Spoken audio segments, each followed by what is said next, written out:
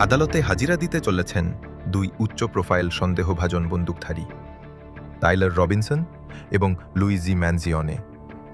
আর ঠিক এই সময়ই নতুন এক সতর্কবার্তা দিল আমেরিকার ল এনফোর্সমেন্ট এজেন্সি। রাজনীতিবিদ, ব্যবসায়ী এবং সমাজের গুরুত্বপূর্ণ ব্যক্তিদের বিরুদ্ধে এমন আরও সহিংস ঘটনা ঘটতে পারে বলে আশঙ্কা করছে প্রশাসন।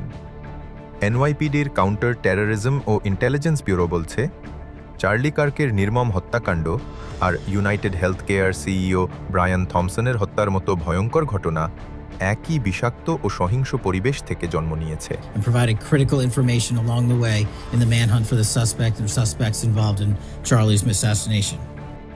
প্রতিবেদন অনুযায়ী আমেরিকায় গণ্যমান্য ব্যক্তিদের বিরুদ্ধে হুমকি এখন সর্বোচ্চ পর্যায়ে। খোলা জায়গার জনসভা কিংবা জনসম্মুখে উপস্থিতি হয়ে উঠেছে মৃত্যুফাঁদে পরিণত, বাড়িয়ে তুলেছে মৃত্যুর ঝুঁকি। চার্লি কার্কের হত্যায় অভিযুক্ত রবিনসন ইউটাহা আদালতে মুখোমুখি হবেন ক্যাপিটাল মার্ডারের চার্জের মামলায়। FBI investigating the Kirk assassination as part of this broader pattern of anti-religious, anti-Christian violence.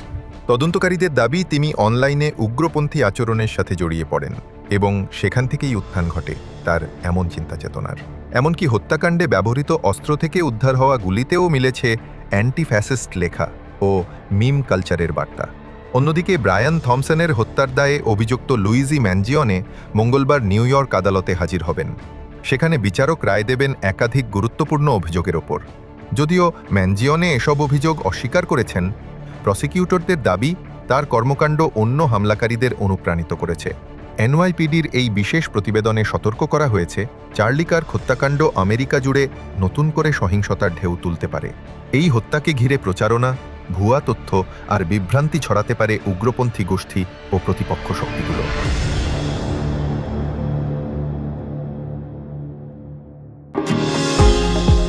New York থেকে সম্প্রচারিত TVN 24 টেলিভিশন বিশ্বজুড়ে বাঙালির কণ্ঠস্বর।